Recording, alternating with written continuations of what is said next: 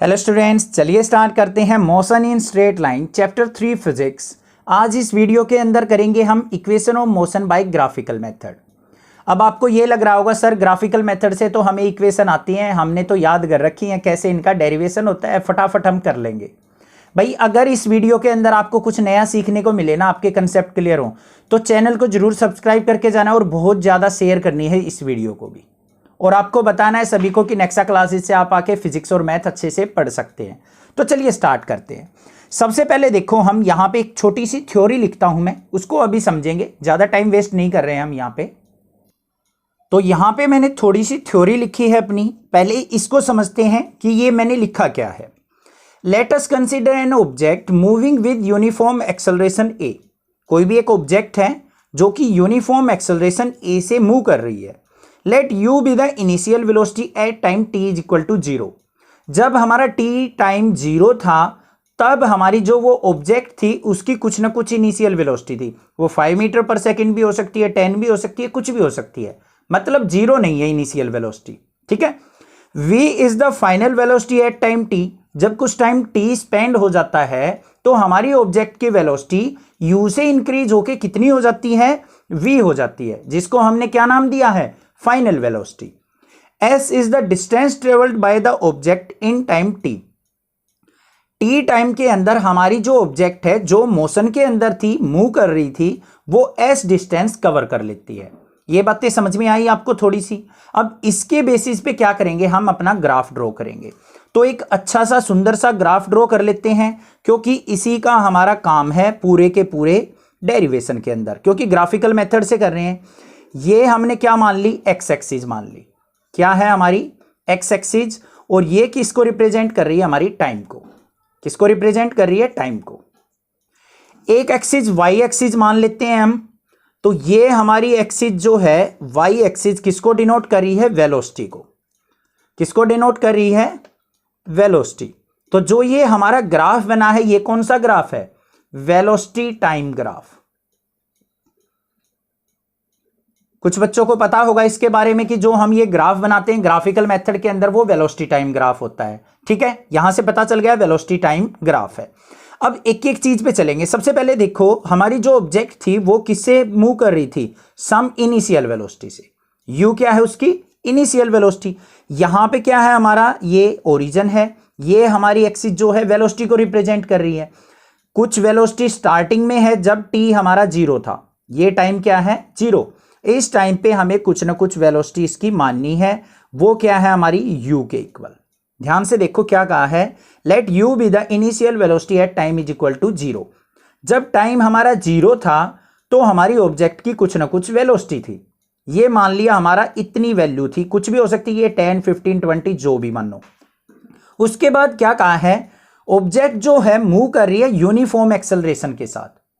अब अपने माइंड में ग्राफ लेके आओ, जो हमने ग्राफ सीखे थे। यूनिफॉर्म एक्सेलरेशन का ग्राफ क्या होता है हमारा, वेलोसिटी टाइम के अंदर एक स्ट्रेट लाइन ग्राफ बनता है। इस तरीके से बनता है या नहीं बनता है, बन गया, समझ में आ गया। यहां तक इनिशियल वेलोसिटी u थी, यहां पे जाने के बाद वो यूनिफॉर्म एक्सेलरेशन a से मूव कर रही है, तो एक स्ट्रेट लाइन वो ग्राफ फॉर्म करेगी। यहां तक क्लियर हो गया होगा। अब देखो, ये तो हमारा u था। अब जिस भी ये पॉइंट पे पहुंची है, तो यहां पे ये क्या हो जाएगी, हमारी फाइनल वेलोसिटी v इन टाइम t। यहां पे हमारा क्या हो गया, ये टाइम t ले लेंगे हम। तो इसको हम क्या करेंगे, अपने टाइमलाइन के ऊपर मिला लेंगे। यहां तक क्लियर हो गया। ये टाइम हमारा क्या हो गया, यहां पे t टाइम पे वो इस पॉइंट पे पहुंच गई, तो उसकी यहां पे फाइनल वेलोसिटी कितनी होगी, v। तो मतलब यहां से लेके यहां तक ये जो हो गया, ये क्या आ गया मेरा, v के इक्वल फाइनल वेलोसिटी। और o से लेके यहां तक इनकी नेमिंग कर लेते हैं। इसको a पॉइंट मान लेते हैं, इसको b पॉइंट मान लेते हैं, इसको c पॉइंट मान लेते हैं, और ये मान लो क्या है, यहां पे इसको ले लेते हैं हम d पॉइंट, और ये पॉइंट मान लेते हैं हमारा क्या है, e पॉइंट। नेमिंग आप अपनी मर्जी से कर सकते हो, कैसे भी ले लेना, कोई दिक्कत की बात नहीं है। ठीक है। अब यहां पे चलते हैं हम। ये तो हो गया हमारा o से लेके a तक, u था, इनिशियल वेलोसिटी थी। a से लेके d और o से लेके e, ये क्या हो गया हमारा, टाइम t। समझ में आ गई बात, क्लियर है। जो भी चीजें हैं यहां पे उन सबको हम लिख देते हैं। ओ ए किसके इक्वल है हमारा, यू के इक्वल। ओ सी किसके इक्वल है हमारा, वी के इक्वल। ए डी किसके इक्वल है, टी के इक्वल। और ओ ई भी क्या है हमारा, टी के इक्वल है। समझ में आ गई बात, क्लियर हो गई है, यहां पे कोई दिक्कत की बात नहीं है। अब चलते हैं अपनी इक्वेशन नंबर फर्स्ट के ऊपर। इक्वेशन नंबर फर्स्ट क्या होती है, v is equal to u plus a t. इसका डेरिवेशन देखते हैं हम किस तरीके से इसको प्रूव करेंगे। अब देखो ये कौन सा ग्राफ है, वेलोसिटी टाइम ग्राफ है। वेलोसिटी टाइम ग्राफ के अंदर जो स्लोप होती है हमारी वो किसको रिप्रेजेंट करती है, वेलोसिटी टाइम ग्राफ के अंदर स्लोप जो होती है m वो एक्सेलरेशन को डिनोट करती है। ग्राफ की वीडियो जरूर देखना, इससे पहले ही वीडियो मैंने ग्राफ की बना रखी है, वहां पे आपको अच्छे से क्लियर हो जाएगा। तो यहां पे देखो स्लोप ऑफ एक्सेलरेशन किसको रिप्रेजेंट कर रही है, slope of velocity time graph. ये मान लो यहां पे थीटा एंगल बना रहा है, तो ये ए बी क्या है हमारी एक स्लोप है। तो यहां पे ए इज इक्वल टू किसके हो जाएगा, टेंजेंट थीटा रिप्रेजेंट करता है हमारा किसको, स्लोप को। स्लोप जो होती है वो टेन थीटा से रिप्रेजेंटेड होती है, और टेन थीटा किसके इक्वल होता है, पंडित बद्री प्रसाद हर हर बोले, परपेंडिकुलर अपॉन में बेस। तो यहां पे परपेंडिकुलर देखो इस ट्रायंगल के अंदर ए बी डी के अंदर बी डी है हमारा, तो बी डी अपॉन में बेस क्या है, ए डी। अब आपको रटा दिया जाता है इस इक्वेशन को प्रूव करते टाइम कि ए इज इक्वल टू हमारा बी डी अपॉन में ए डी है। रटाते हैं या नहीं रटाते हैं ये बता दो।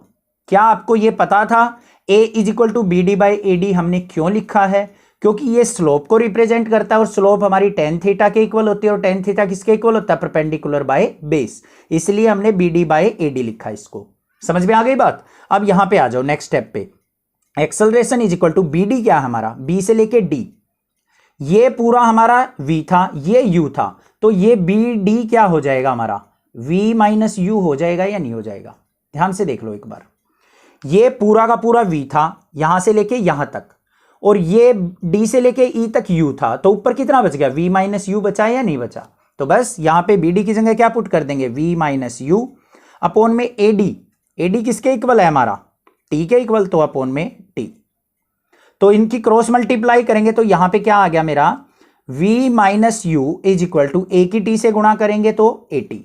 अब v इज इक्वल टू क्या हो जाएगा, माइनस यू इस तरफ जाएगा तो क्या हो जाएगा, u प्लस at। यही चीज तो हमने प्रूव करनी थी। इक्वेशन नंबर फर्स्ट का प्रूफ आपको अच्छे से समझ में आया या नहीं आया ये बता दो, क्लियर हो गया होगा, कोई दिक्कत की बात नहीं है ना, समझ में आ गया। अब चलते हैं अपने इक्वेशन नंबर सेकंड के प्रूफ पे। सेकंड जो इक्वेशन होती है हमारी वो कौन सी होती है, s is equal to u t plus half a t square, होती है या नहीं होती है। अब इसके अंदर आपको पता है s क्या है, distance, u initial velocity, t time a acceleration, सब कुछ पता है। अब यहां पे देखो हम करेंगे क्या, हमें क्या चाहिए, डिस्टेंस चाहिए, और वेलोसिटी टाइम ग्राफ में डिस्टेंस या डिस्प्लेसमेंट कैसे पता चलती है, एरिया से। जो वेलोसिटी टाइम ग्राफ होता है उसके अंदर जो हमारा एरिया होता है, एरिया कवर्ड होता है, वो किसको रिप्रेजेंट करता है, डिस्प्लेसमेंट या डिस्टेंस को। तो यहां पे लिखेंगे हम area under velocity time graph represent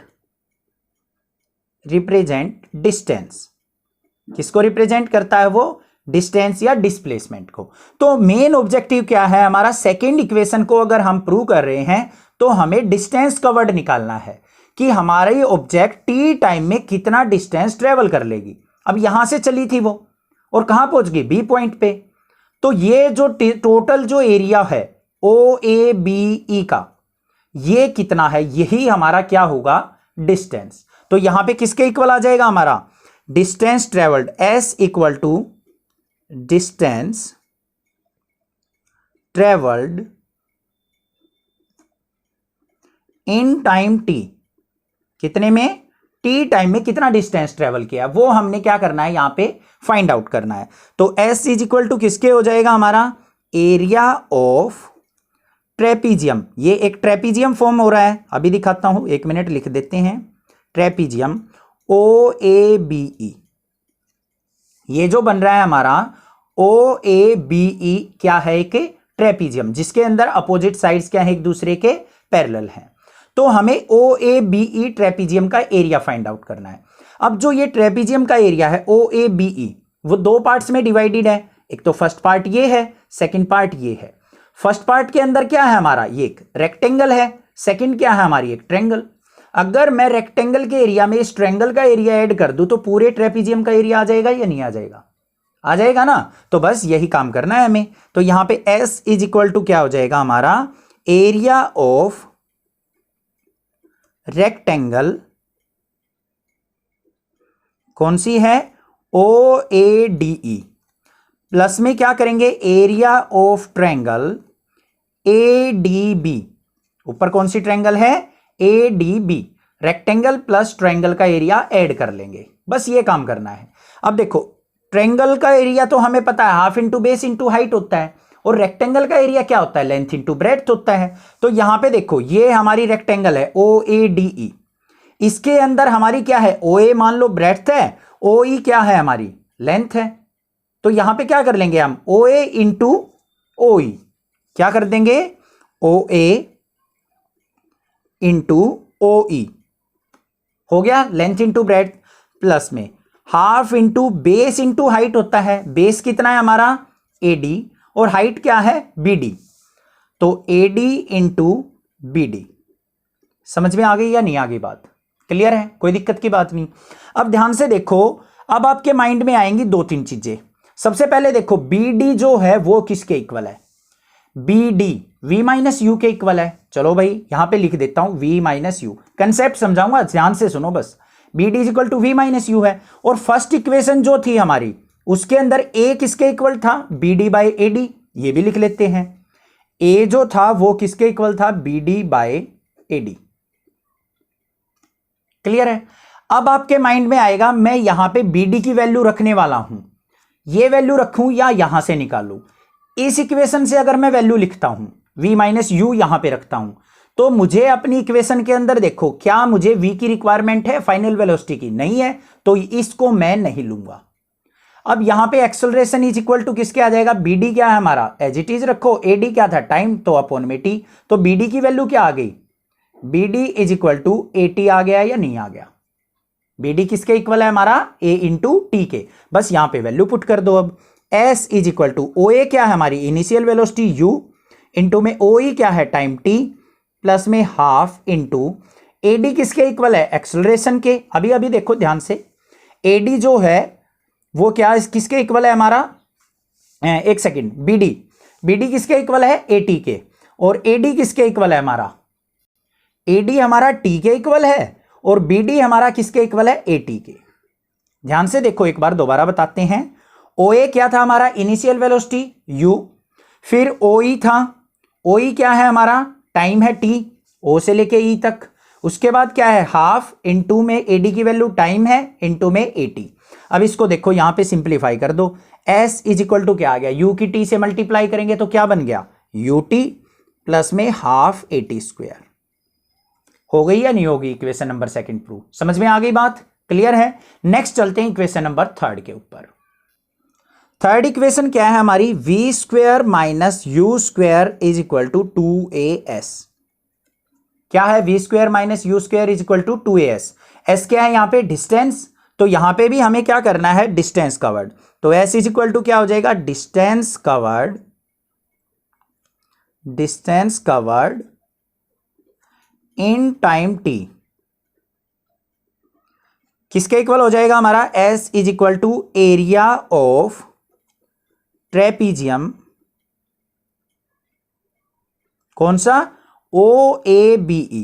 वही ट्रेपीजियम, उसी का हम क्या करेंगे? एरिया निकाल लेंगे। ठीक है? अब आप सोचोगे सर पहली इक्वेशन में भी एरिया निकालना था, इसमें भी निकाल रहे हो, तो यहां पे हम दूसरा ट्रेपीजियम का डायरेक्ट फॉर्मूला लगा के हम एरिया फाइंड आउट करेंगे। तो S इज इक्वल टू क्या हो गया? एरिया ऑफ ट्रेपीजियम का फॉर्मूला क्या होता है?